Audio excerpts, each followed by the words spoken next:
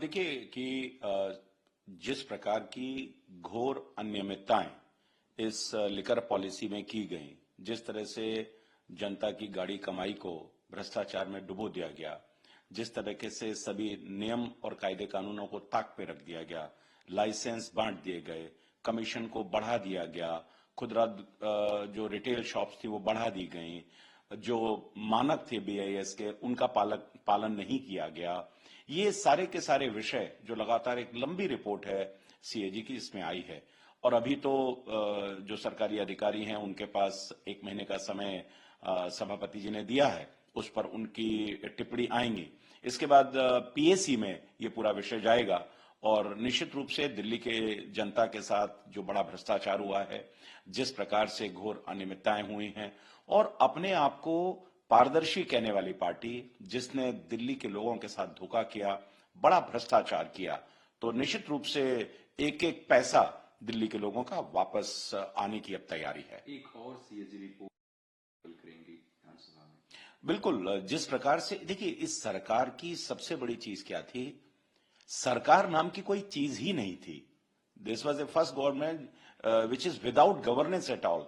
लेकिन इनका सारा ध्यान किस तरीके से चीजों को तोड़ मरोड़ सकते हैं, किस तरह से अपने सगे संबंधियों को लाभ दिला सकते हैं, किस तरीके से पैसे को साइफन कर सकते हैं, किस तरह से अधिकारियों को डरा सकते हैं, किस तरीके से भ्रष्टाचार कर सकते हैं, किस तरह से दिल्ली के लोगों के मेहनत की कर की कमाई को यहां से पैसा साइफन करके पूरे देश की राजनीति कर सकते हैं। तो कोई भी डिपार्टमेंट ऐसा नहीं छूटा है जिसमें भ्रष्टाचार ना हुआ हो, जिसमें गड़बड़ियां ना हुई हो। अभी हेल्थ की बात है, शिक्षा की बात है, ट्रांसपोर्टेशन की बात है, जल बोर्ड की बात है। तो निश्चित रूप से जो अभी आज हेल्थ पर माननीय मुख्यमंत्री जी अपनी रिपोर्ट रखेंगी तो उसमें भी दूध का दूध पानी का पानी हो जाएगा। के सस्पेंशन के ऊपर वो उनसे मीटिंग की भी बात कर रही है कि टाइम मिले हम बातचीत करेंगे इसको लेकर। उनका अधिकार है, राष्ट्रपति से मिलना सबका अधिकार है।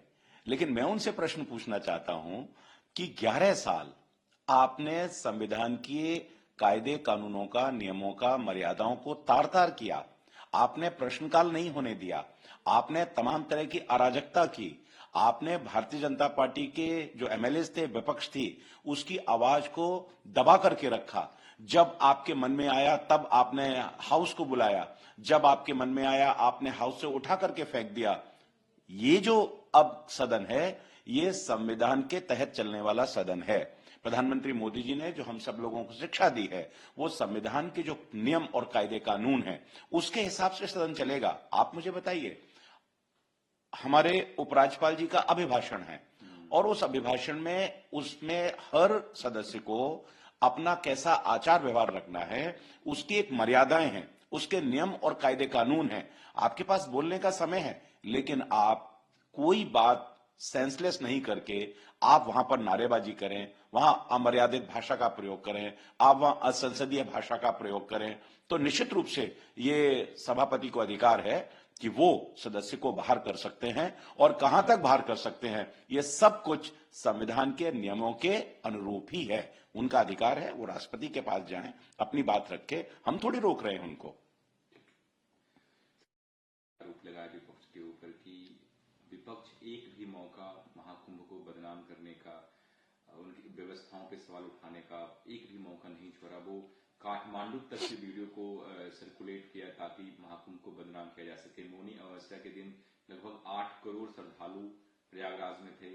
उनकी व्यवस्था करना, उनको ठीक से लाना, पहुंचाना, स्नान करवाना, सारा सरकार की जिम्मेवारी थी। लेकिन विपक्ष जो है वो बस मौका तलाशती है किस तरीके से बदनाम किया जाए। देखिए, सबसे पहले तो मैं देश के प्रधानमंत्री माननीय मोदी जी को और विशेष करके योगी जी को, उनकी पूरी कैबिनेट को, उनकी सरकार को और उत्तर प्रदेश के प्रशासन को अपनी तरफ से बधाई देना चाहता हूं कि इतना शानदार आयोजन भूतो न भविष्यति, जिस प्रकार से इस कुंभ का आयोजन उन्होंने किया है और जिस प्रकार का पार्टिसिपेशन इस कुंभ में हुआ है, across world, across caste creed को छोड़ करके सामाजिक समरसता का सबसे बड़ा कुंभ अगर विश्व स्तर पर कोई हुआ है तो ये कुंभ हुआ है। मैं उनको बधाई देना चाहता हूं। जहां तक विपक्ष का सवाल है, उनको कभी हमारे सनातन में अच्छाई दिखाई देती ही नहीं है। आपको याद होगा कि जब कोरोना था तो कोरोना में नदी किनारे लोगों को, शवों को, कुछ कुछ जगह परंपरा है कि वो नदी में ही उन शवों को बालू के नीचे दबाते हैं या नदी में छोड़ते हैं।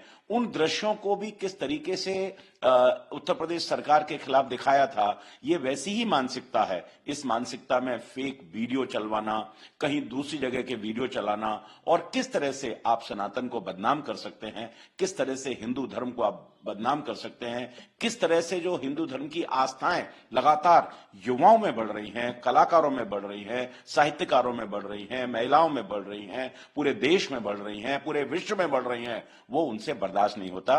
और इसलिए ये नेगेटिव पॉलिटिक्स उनका एक पार्ट है। मैं फिर दोबारा से योगी जी को बधाई देना चाहता हूं। रामदास अठावले अपने आप को हिंदू तो मानते हैं, लेकिन महाकुंभ जैसे पावन अवसर पे स्नान नहीं करते हैं जाके। उनका सीधा निशाना उद्धव ठाकरे और राहुल गांधी के ऊपर था। उन्होंने कहा कि ये लोग जो हैं वो महाकुंभ को नरेंद्र मोदी और योगी आदित्यनाथ का महाकुंभ मान बैठे थे, इसलिए वो नहीं गए। अब आने वाले चुनाव में जनता इनको सबक सिखाएगी। देखिए, विपक्ष में कुछ नेता हैं जो पॉलिटिक्स ऑफ कन्वीनियंस के हिसाब से करते हैं, धर्म को अपने अपने जरूरत के हिसाब से अपनाते हैं। आपने देखा होगा बहुत सारे हमारे राहुल गांधी जी के ऐसे चित्र आए थे जिसमें वो जनेऊ पहन रहे हैं या अलग तरीके से पूजा अर्चना कर रहे हैं। ये सबका व्यक्तिगत अधिकार है, लेकिन समय बहुत महत्वपूर्ण है। किस समय पर आप क्या कर रहे हो? सनातन पद्धति तो रोज अपनाने वाली चीज है। सनातन पद्धति तो गंगा स्नान की पुरानी है, लेकिन आप जानबूझ करके हिंदू धर्मावलंबियों को चिढ़ाने का काम करें और आप उनको ये दिखाएं कि हम ये स्नान नहीं कर रहे, वहां के पानी के बारे में, गंगा जल के बारे में तरह तरह की टिप्पणी करें और आप स्नान न करने जाएं। ये उनकी एक अपनी राजनीति है, लेकिन देश की जनता और सनातन पूरा का पूरा विश्व पूरा इनके इस तरह की हरकतों को देख रहा है और आने वाले समय में देश की जनता इनकी इन कृत्यों को माफ नहीं करेगी।